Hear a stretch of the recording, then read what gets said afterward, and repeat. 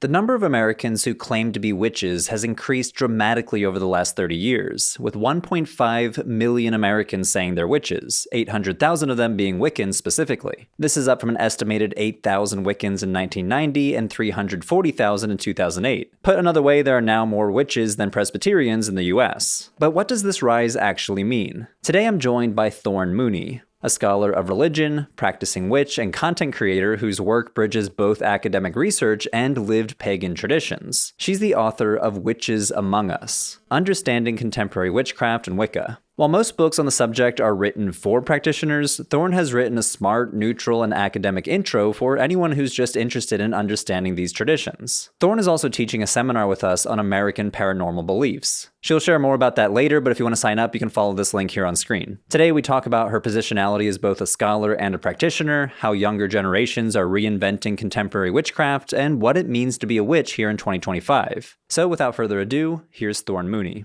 I'm here with Thorn Mooney. Welcome to the show. Hi, Andrew. It's so nice to be here. Thank you. So random way to start, but I personally have always been curious about your pen name, Thorn Mooney, and the audience might be curious about it too. So why do you go by Thorn? Because that's not your birth name or given name, as it were. That's right. Legally, I'm Mary Catherine. It's more syllables on the internet, harder to say. So my background is contemporary pagan. I'm Wiccan explicitly. And one of the things that we have in our tradition is something called a craft name. If you're Catholic, you might be familiar with the concept of a confirmation name.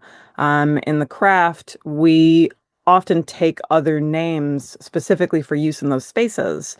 And when I was an adult on the internet, in the burgeoning internet, and I was coming up with screen names and kind of developing an online presence, I started using my craft name because I was explicitly talking about magical practices. I was talking about the occult. I was talking about witchcraft. This was the early days of YouTube, especially.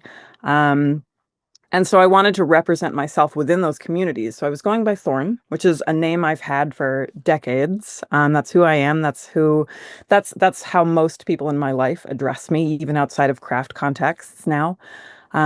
I started writing for Pathos, which I know many of you will be familiar with, and I needed a surname. So Mooney is a family surname. It's not my legal surname, but I didn't want to just pick something random. I wanted something that was important to me, and something that still felt like my name. And it is. So I started going by Thorn Mooney to make myself, I didn't want to be like Madonna, right? With just like one name. And since both names are my names in other contexts, it's become equally who I am.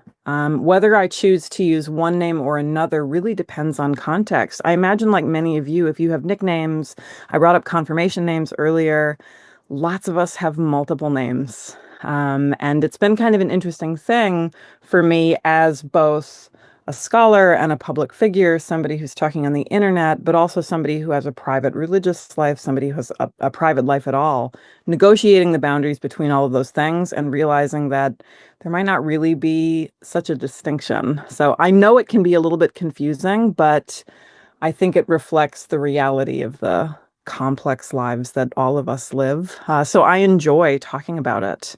But yeah, I'm both Thorn and Mary, and I respond equally to both. And I mean, this brings up the two worlds that you inhabit as both a practitioner and a scholar of the thing that you're a practitioner of, which is Yeah. not unusual. I'm a scholar of early Christianity, and practicing Christians who are also scholars of Christianity are very, very common. And you see this in Islamic studies as well, and Jewish studies. So it's not like unusual per se, but I do know, just as an outsider looking into your field, that this has come up in discussions too, like that contemporary witches also who study this academically also happen to practice. How do you find that for you personally, but also professionally, how that plays out? It's become one of the things that I really care about in my professional life, just because that was something that I experienced, especially as an undergrad and then a master's student, thinking about, on the one hand, as a scholar, I want to be able to approach whatever I'm talking about critically. I don't want to just be like, yeah, witchcraft, it's the best thing, right? Like, that's not a scholarly perspective. We're not supposed to be um, necessarily uplifting or advocating for the things that we're studying. At the same time, I think that it is naive to think that we can completely set down who we are, our positionality, the lens that we're looking at our subjects through shifts what we see. And that's as true for me as a Wiccan studying contemporary paganism as it is for a Christian studying the Bible or whatever, right? We all have that particular kind of positionality.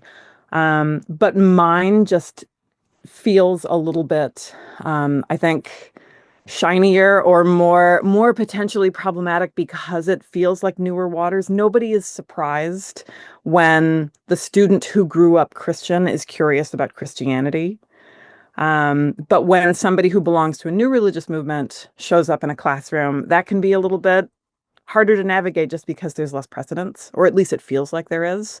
There are a number of scholars of paganism and the occult who are also practitioners in the same way that there are lots of Jewish studies folks who are Jewish, right? Um, so as a scholar, it's difficult because I do want to check myself. And that gets me in trouble sometimes in my own communities because I'm not necessarily advocating for something, right? I am looking at it critically. And sometimes that means going, oh, actually, this dearly beloved piece of history actually isn't history in our community, right? Um, but on a personal level, I'm privileged enough as a practitioner that I can be visible. And I do want to openly be a pagan in academic spaces, not in the sense that I want to potentially cloud my own scholarship, right? But in the same way that if I go to a conference in religious studies, I'm seeing practitioners, I'm seeing theologians, I'm seeing people actively engaged in these spaces intermixing. And I want my own communities to be represented in that way too. So I can be visible, so I want to be. Hmm. Yeah. It makes me think of my colleague Simranjeet Singh, who's a practicing Sikh, and beard, turban, like he's very visibly Sikh at the Sure. conferences. It's something that you can't, as opposed to like the nondescript white Protestant man, is like you can kind of go under the radar. So that's interesting that you think about your publicity or your positionality in the professional spaces like that. Sure. It's nerve-wracking too, though. I mean, I knew going into my PhD program that I wouldn't be seeking out a conventional job. I've known that from the beginning, and it's for a lot of mostly boring, pragmatic reasons.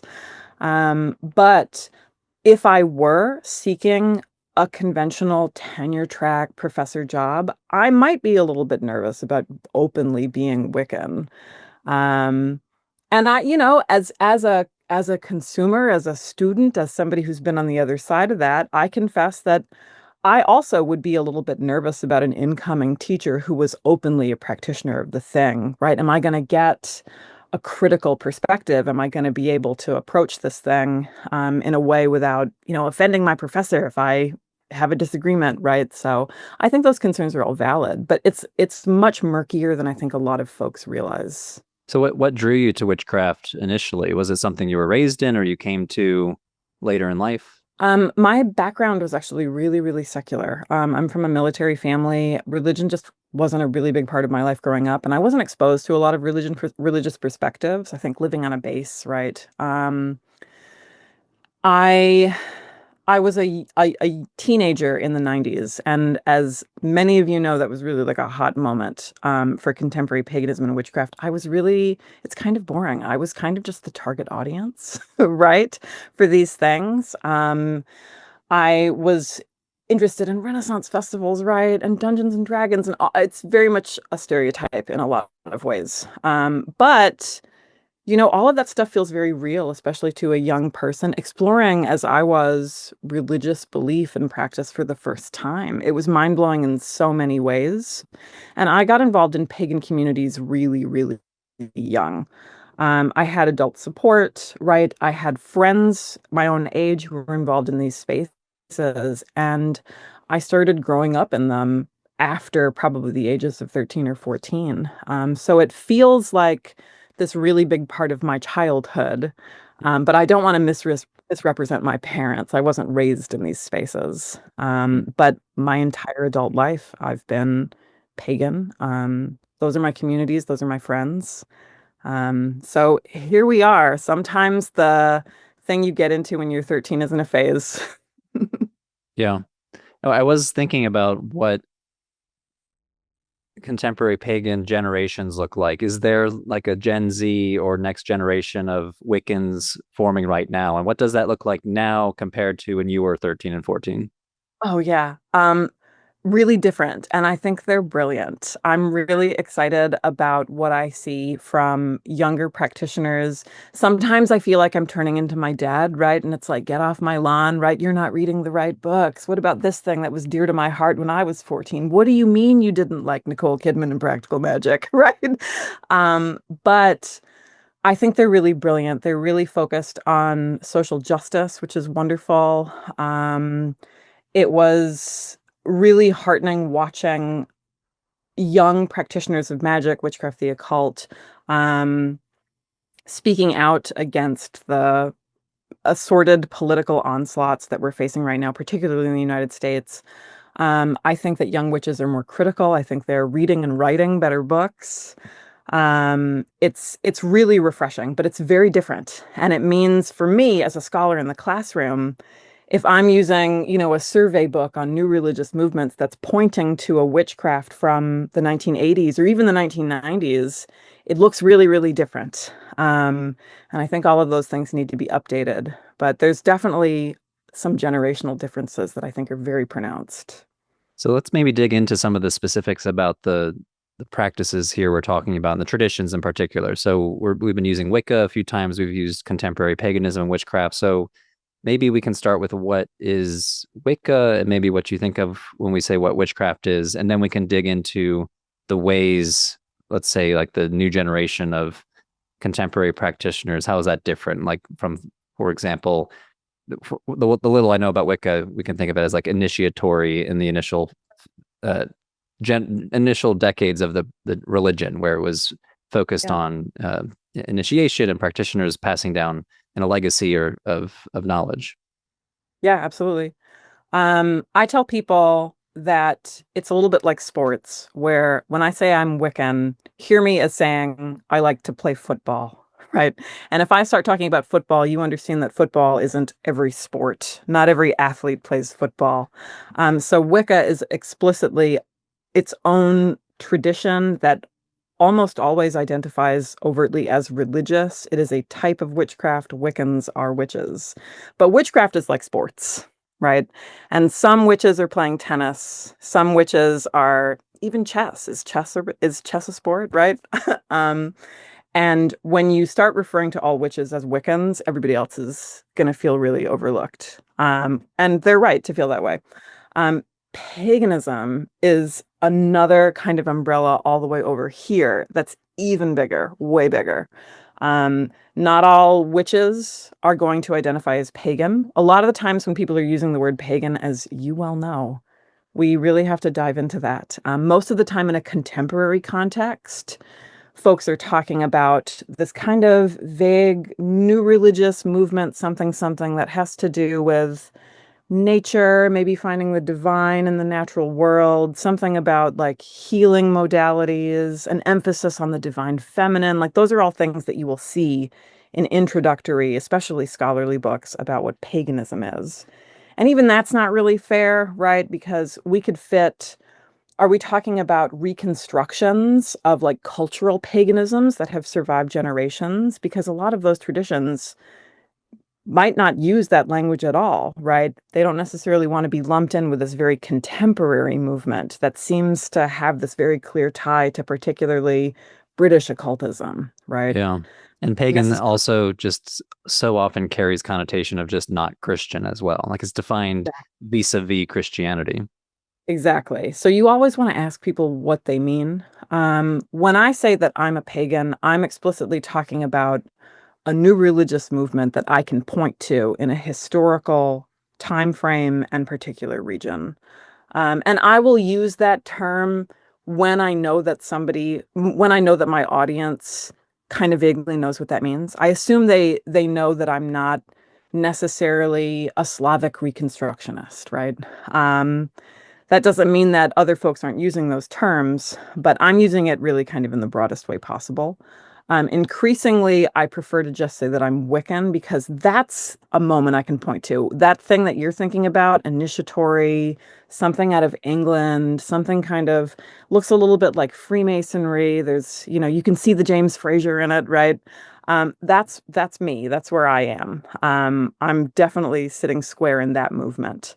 But even in the United States in 2025, if you meet a young person who says that they're Wiccan, they're probably not over here where I am. They're probably doing something different.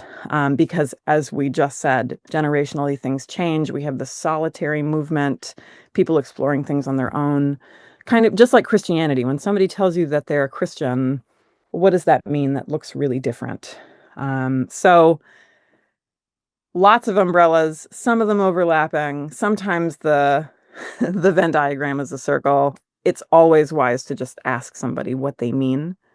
Oftentimes when I'm using the word witch, I'm trying to speak broadly, especially because I tend to be in an environment where I'm speaking for other traditions outside of my own, and that's always a really precarious position to be in.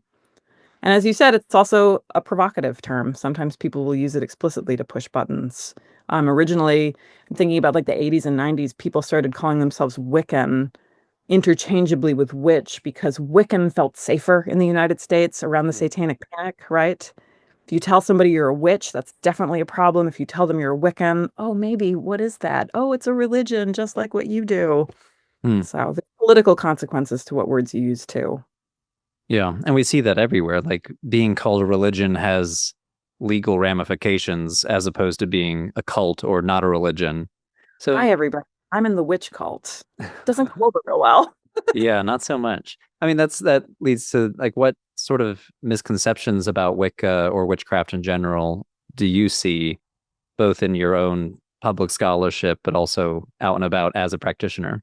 A few years ago, I would have said that the biggest difference, the biggest thing that I see, the biggest misconception is that witches are, it's a trend, right? It's particularly young women who have something wrong with them. They're not very well adjusted or they're not very smart or something, and they're just latching onto a trend. That's the stereotype that floats around and has floated around for a lot decades, really. But especially with like the rise of TikTok, you'd see things in mainstream media outlets that'd be like, look at these young TikTok witches with their beautiful aesthetics hexing the president, or like however they would frame it. It would always be very feminine and it would be youthful and it would be sexy, right? Like all of that stuff was still there. In the 70s and 80s, in particular in the United States and into the 90s, there was still that association with Satanism, right? This idea that the witch is evil, right? They're sacrificing animals, they're abusing children, whatever. I'm concerned kind of in the moment we're living in that we're seeing some of those satanic panic stereotypes kind of come back when we see witches and witchcraft talked about in the media. It feels a little bit more satanic panicky to me now than it did a few years ago, where mostly I think people just thought witches were like flaky or something. Um, Or like new in agey or something like that?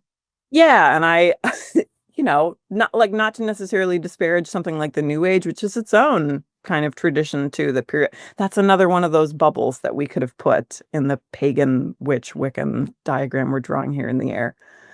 In my academic life, in my professional life, I think the assumption is mostly that it still feels very feminine. Like this is something that women care about, especially like even within like esotericism and the field of kind of like the study of esotericism, there's this idea that like, oh, well, like men are interested in ceremonial magic, the Golden Dawn, Aleister Crowley, like that sort of thing. It's the women who study the goddess, right? So gender is still a big thing. And I think kind of like how we kicked off our conversation, this idea that these people are also somehow uncritical. They're less capable of being critical than other sorts of people within other kinds of traditions. Those are the misconceptions that I run into. Most witches, I think, I mean, we're all over the spectrum, any spectrum you could name, in the same way that Christians are, I think. Yeah, I think that's really interesting to think of witchcraft being called a trend. Like it is kind of trendy with WitchTok Sure. and stuff like that.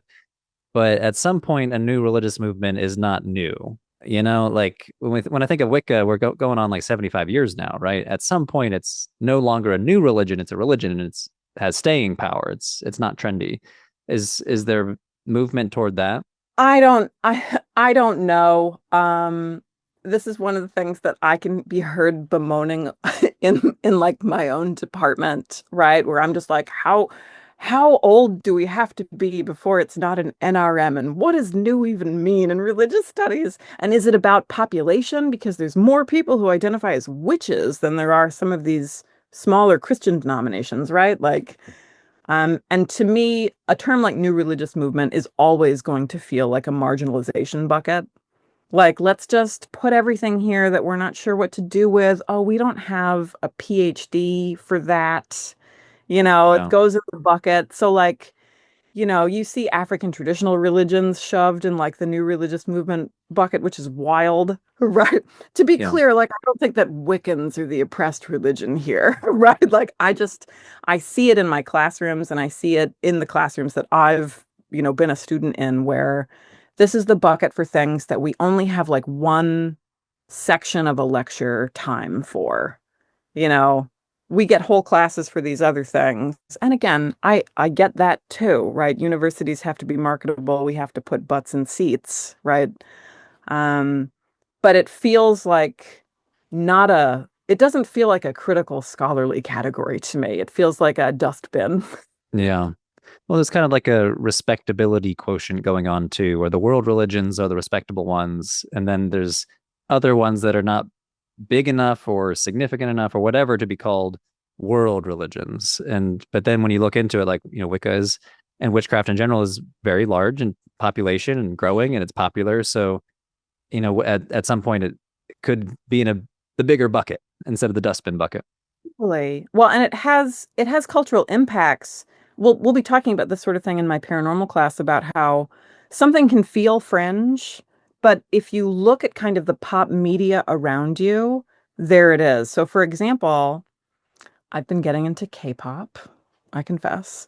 And I was watching a documentary about a K-pop. I don't actually know anything about K-pop, everybody. I was just watching a documentary on Netflix. And one of the things that was really striking to me was that there's a scene where all of these trainees in this K-pop academy who are learning how to sing and dance, they're all manifesting. They're all in their journals writing, I'm in the group, I make it, I'm a pop star. And they're very explicitly talking about the tradition of manifestation in almost every episode. And I'm sitting there thinking, you would never have walked into this and been like, oh, you see all these people? They belong to New Age traditions or they're doing magic. Like, we don't say that. We talk about manifestation now, and I could be on Oprah, right? That's nothing. It doesn't feel like a thing.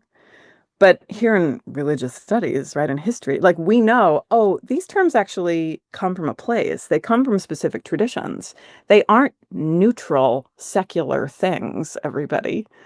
And I feel like witchcraft is one of those things too, where you start seeing things that used to kind of squarely feel like they belonged in this box. And here I'm thinking about Target a few years got an end cap with like crystals and Yeah. like wrapped sage bundles, Mhm. right? And like Target isn't a religion store, right? But there it is. So even when we're not part of these traditions, it used to just be like, oh, it's the Protestant work ethic, right? Like that's how we get religion in the water without realizing it. Now it's manifestation, Mm. right? So it feels like one of those things. Being placed into a box over here always feels like an act of marginalization to me. Yeah. Um, and then it seeps out and kind of stops being that thing, or it becomes acceptable. When a teenage girl manifests being a pop star, that doesn't feel like religion to us, Yeah. right? Well, it no longer feels countercultural either. So the new age started as part of the counterculture in the 60s and 70s. It can draw and trace its history back earlier than that, but it was countercultural and therefore viewed as fringe and also viewed as the young people thing to do, not very respectable. But now when you look at new age practices and ideas, they are no longer counterculture. I think manifesting is mainstream, essential oils is mainstream, the idea of the universe having energies that can be attracted, also pretty mainstream. So it's mainstream enough to be on a Target end cap, which is by no means Target a countercultural store. It's like as anodyne as you can possibly get. So I just find that interesting. I don't know if I quite see the same cultural breadth of witchcraft. Witchcraft still has this vibe of being counter to the culture. Yeah. But at least the new age, I think it's hard to view it as new anymore. It is kind of suffused throughout at least American culture. Absolutely. And here I'm thinking about like chiropractic, right? There's so many things that we could list. Witchcraft is an interesting case because, and I feel this way as a practitioner too, as well as just somebody who's interested in history trying to figure out how to frame the thing. Because as much as we might hate the box, we need the box in order to, you know, articulate a book chapter that we're going to talk about this specific thing. Um, Witchcraft feels innately like something that has to be transgressive. It has to be countercultural. It has to be on the outside. And the second it becomes mainstream, it doesn't feel like it's witchcraft anymore. I'm not saying that that's objectively true or not, but that is a sentiment that feels real to me as a practitioner, and also I think we could watch as scholars, where something feels less like it's part of this thing once everybody else has it. And you'll see that in witchcraft spaces, right? Like it's one of the reasons why there's tensions, for example, between um, some kinds of specifically cultural traditions of witchcraft, things that people call traditional witchcraft versus Wicca. Because Wicca very consciously in the latter half of the 20th century was trying to be articulated and legible as a religion. Hey, we want to be on the books. We want the army chaplains to know who we are. We want to be able to go to court as a religious group, right? Nowadays, if you get on TikTok, you get on any of these social media platforms, you will see tensions between religious witches, Wiccans, people who see what they're doing as religion, legible to the state, legible to popular culture, versus secretive. And here you'll see the word traditional, right? Again, scare quotes around those words always. Um, because when you drag something into the light like that, especially through pop media, it feels like maybe it isn't the thing anymore. And I feel like that's a valid position. Like as a magician, as an occultist, right? Even the word occult, right? Hidden. Um, if you can buy the Necronomicon at Barnes and Noble, is it really evil? Right? Yeah, well, I was just thinking that I was thinking about the word occult and its Latin root of being hidden or shrouded or whatever. Like, does occultism require the secrecy and the hiddenness? Because you're right. Like today, you can just join any occult subreddit, and it's not particularly occult. Yeah. And I think that that's a tension that practitioners are aware of and uncomfortable with, even if they're not articulating it. I see that as somebody who's been a practitioner for decades, going into spaces where there are newcomers, and you can watch people kind of have this mental sort of like meltdown over like, wait a second, is it really a cult? Is it really magic? Is it really like, if I can watch this on TV, is it really like the secret, hidden, precious thing that I want it to be? And I think that's the moment where you see people, they'll create new traditions, right? They'll, okay, no, but we're going to actually rewrite this and take it. You'll hear the phrase back underground, back into the shadows. Mm. Um, and I think some of that is the kind of impulse that I feel like maybe human beings just have, for things to be, if it's older, it's better. If it's more exclusive, it's better. If it's secret, it's better. And I'm not saying that is or isn't true, but I feel like that's we see that in Christianity too, right? Like this idea that, oh, well, those people over there, they don't really have the truth, right? You have to give up more. You have to be doing this ascetic thing over here, or part of this exclusive group. Um, So it's actually boundary kind of, maintenance. yeah, I think it's actually kind of boring when you zoom out and you see all of us doing it. Mm. Which it just, I think, maybe looks a little bit more dramatic sometimes. So you're also a content creator and a public scholar. So you're on YouTube, you're on TikTok. I'm curious to hear about your public scholarship. So how do you feel these online spaces uh, function in the landscape of witchcraft communities? Like, are there online, WitchTok? It's a term of like the online witches community. How does that play out? Are there like influencers that are positioning themselves as teachers or leaders or? Sure. Yeah, and I think that's always been the case. Like I think whether we're talking about a religious movement or we're talking about like bullet journaling or something, there's people who position themselves as authorities. They take on the job of influencer and they're accepting brand deals to promote products, etc. All of that stuff is absolutely there in witchcraft as it is everywhere else. Um, my own objective had always been to do something different. I feel like my skill set as a human being is I think has always been a little bit more niche because I lived at school, and I was in religious studies. So my perspective as a practitioner was always different, even within practitioner spaces. My first foray into public life was blogging about contemporary witchcraft. First, just for myself on a growing blog, and then through Pathos, and then through a large YouTube channel, etc.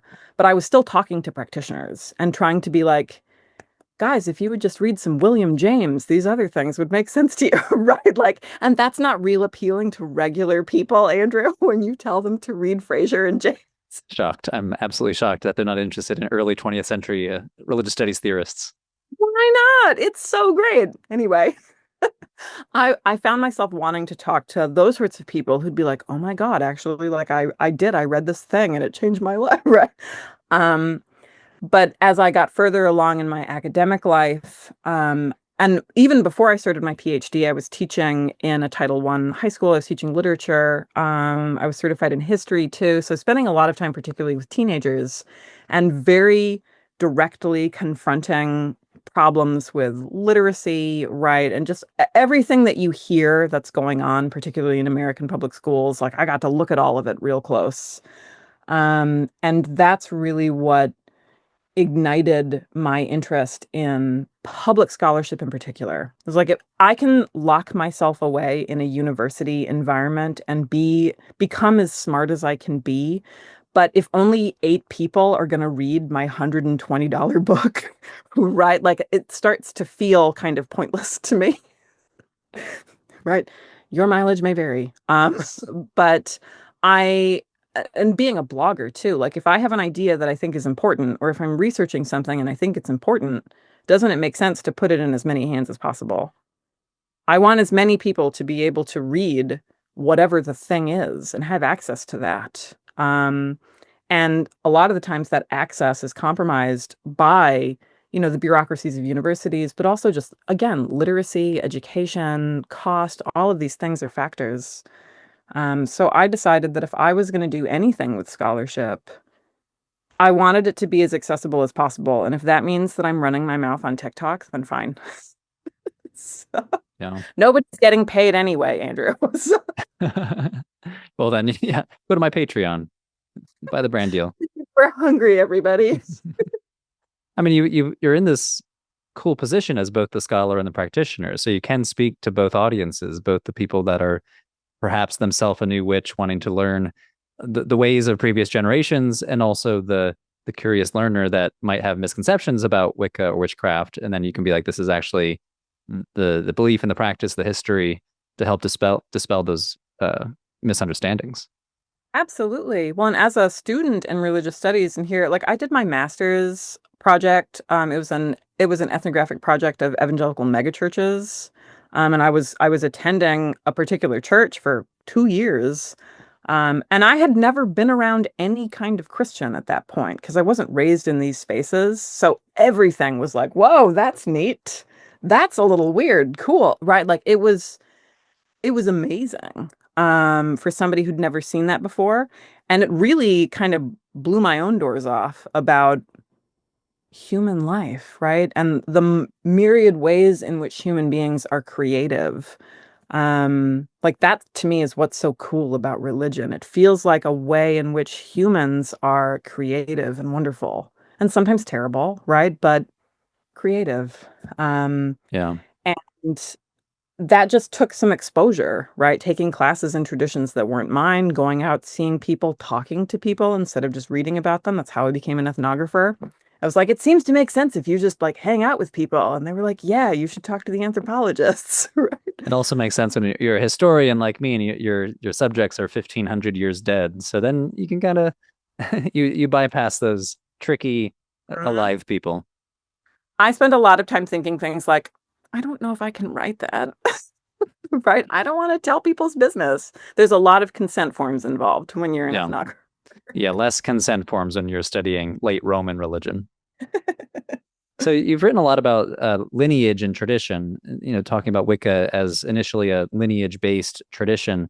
Today, whenever I think about, let's say somebody who's a new witch on WitchTok, there seems to be such a focus on solitary practice or the eclectic individual witch who's not part of a particular tradition or a particular lineage. Do you feel that lineage and tradition matter as much to the practitioner in 2025? Oh man. The short answer is yes. The official answer on paper might be like no. Like I feel like if you asked them, a lot of the times the answer would be no. The reason I say yes, is because what I see, and I don't just see it in witchcraft. I see it also just as a grown up who spends a lot of time around kids, especially older kids, teens, right, young 20 somethings, they're kids. Um, I think that a lot of young people are hungry for belonging. Lineage is a way of belonging. History and tradition are a way of belonging. So maybe they're not interested in pursuing like an initiatory mystery religion, okay? But they are interested in their cultural history, their ancestry. I feel I see young people more interested in engaging with older folks. Hey grandma, how did you do this? Like you'll see there's a movement, even within witchcraft, there's a movement where people are really deeply invested in folk magic and folk traditions. And I see that as another sort of lineaged practice. This is people trying to reclaim, again, always hear the scare quotes around tradition, whether we're talking about witchcraft or anything. Um, I think that people are hungry for belonging, whether that means reclaiming a lost ancestry, or reconnecting with family, etc. And I think that's probably because I'm not a sociologist, but I think a lot of that probably has to do with how maybe like mobile and detached I think a lot of people feel, especially here I'm thinking about like whiteness in the United States. Like whiteness itself kind of necessarily is removed from a particular cultural location because that's the function of whiteness. And so I see particularly white witches, white practitioners trying to connect to particular ethnic backgrounds, right? Sometimes with greater or lesser degrees of either accuracy or, So like harm. Irish or Norse Yes. or something like that. Yeah. Right. And I think that's why, like, we've all had this experience, right? You go to a bar and you talk to somebody, and the joke is that white people will give you a math problem when you ask them where they're from, right? Like, oh, I'm 50% Scotch Irish. I see all of those things as attempts at lineage, attempts at tradition, attempts at belonging. Um, so I see young people in my classrooms who are anxious. They're terrified of the future in a lot of ways. I feel like they're hopeful. They're more hopeful than I think millennials were. Um, but they're also scared. Like my students are anxious. And one of the ways to combat that kind of anxiety is community. So I think people are looking for it. I do, as a practitioner, as somebody who runs one of those initiatory covens, I do see more young people coming, going, "Hey, I'm interested in this. Can we talk?" So and I think we're seeing increases too in particular kinds of more conservative religious movements too. I'm thinking here about like Pentecostalism, certain kinds of evangelicalism, where like, yeah, sure, mainline religion seems to be declining, but these more kind of high commitment, smaller traditions are growing really rapidly. And I see that as a desire for connection that people aren't getting in other parts of their lives. Yeah. I've seen that too. The sociologists who have confidently spoken about the decline of traditional religions, like how we might traditional attending church, a Christian church attendance has decreased over the last 20, 30, 40 years. But even in the last 2 or 3 years, the when you look at that graph, there's like a little tick up going up from like 2023 to 2025, and I find that interesting.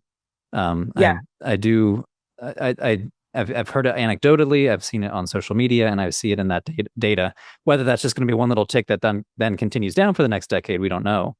But there does seem to be some sort of yearning for connection, and I don't know if that's because of disillusion with social media or fear about AI taking all our jobs, but there's something going on. Yeah, AI, that's why I don't have a job. I'm kidding. Um, yeah, no, I completely agree with that. I think it's the same impulse that drives people to the alt-right. It drives people to join hobby group, like the same impulse for connection. And I think hopefully we're doing good things with that because I believe in community and community building. It doesn't mean you have to join like a high controlled religious group or, a political party necessarily. But yeah, I think people feel scattered and unsure, and I think some of that is the political climate, some of it's the climate. um yeah, it's a mess, but the end result I think is that we are seeing young people joining things. And you mentioned that a lot of the people approaching you for your coven have been younger witches. Almost exclusively, yeah, Hmm. I would say almost exclusively under the age of 40 for Hmm. sure, many of them under the age of 30. That's interesting. I do wonder, like the solitary practitioner. I feel like the only way that you would get interlocutors would be online, the subreddits, uh, YouTube influencers. But I don't know. I'm not in that world, but to have someone else to interact with that's also a witch, you would have to you could more easily find ideas or people to talk with and through those online fora. Absolutely. When I was 14, I would slip my brand new AOL email address into books at the Barnes and Noble. Then, like, please, like, I'm a witch, talk to me. We get creative. And people are still doing that. There's I mean, the Pagan Pride Day, for example, was a thing that has developed in the last decade plus, where there are designated spaces and times that bring people together if they want to share. In my own area, there are public groups that host mixers, right? Open rituals, that sort of like those things are out there, but often you still need the internet and social media to find them. So it can be a lonely life, absolutely. And I think that's also why a number of occult traditions of various kinds, plus other traditions. And here I'm thinking about like I'm thinking about like turn of the century Buddhism in China, right? Like things kind of start to look more Protestant as a way of being legible to more people. So you'll see Wiccan churches now, right? You'll see pagan food pantries, right? Things that you wouldn't necessarily associate with a given food, like a given tradition or movement, starts to look more conventional. And here in the United States, that usually means more Protestant, right? Just in order to be visible to potential members. So it's an interesting thing. I mean, the homogenization maybe of American religion. One of my earlier videos was on so-called atheist churches who do exactly that. They meet on Sunday mornings, in particular, kind of as a stand-in for church. And again, I did not do a study on this, but my read, I attended this. This is called Houston Oasis. I'm curious if it's still operating. But just talking with the people there, a lot of them were ex-Protestant Christians who were still looking for community, particularly on Sundays, and that kind of fit the bill, as it were. There wasn't a sermon, but it was like an ethical teaching. There wasn't worship music, but there was music, and it kind of was modeled after the evangelical church service. Absolutely. It's been very common for years for pagans and witches to join Unitarian Universalist congregations. The joke is if you want to find pagans, you go to the UU church, right? And it's exactly because of that. I still think it's true that most pagans and witches in the United States, at least, come from Protestant backgrounds of one stripe or another. And so religion looks like a communal gathering with music and a potluck and some kind of professional religious person delivering some kind of talk, right? And we have to have it, it has to have something to do with like weddings and funerals and life events have to happen in this. Like it's very Protestant. And I think it gets to a point where if you know, right? Like if you want to find pagans, you go to the UU church and it becomes like this word of mouth kind of whisper network about where you find people, and how you talk to them. And I think that exists for other traditions too. For us, it's the UUs. That's so interesting. And I went to graduate school in Boston at Boston University, and there's a lot of Unitarian Universalists in Boston. I'd be curious, around the nation, are there pockets where you just don't have the UU presence to find your fellow pagans? Oh, totally. Absolutely.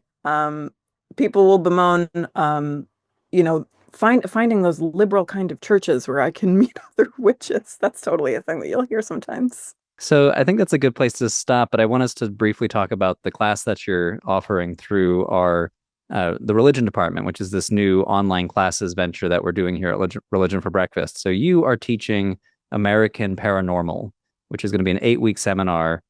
Tell us about what American Paranormal means in the context of this seminar and the sort of things people can expect to learn from you. Oh, I'm so excited. Well, here, just in the last little bit, we've been talking about how things that come from particular traditions can bleed into general culture. And the paranormal, in some ways, like witchcraft, is kind of one of those things where here's this big sort of nebulous box that feels very fringe, right? If I tell you that I'm into the paranormal, right, like you're probably thinking about aliens, maybe government conspiracies, I'm a ghost hunter, like a bunch of things might have just jumped into your brain. You probably weren't thinking about William James and the Society for Psychical Research, a very respectable organization, right?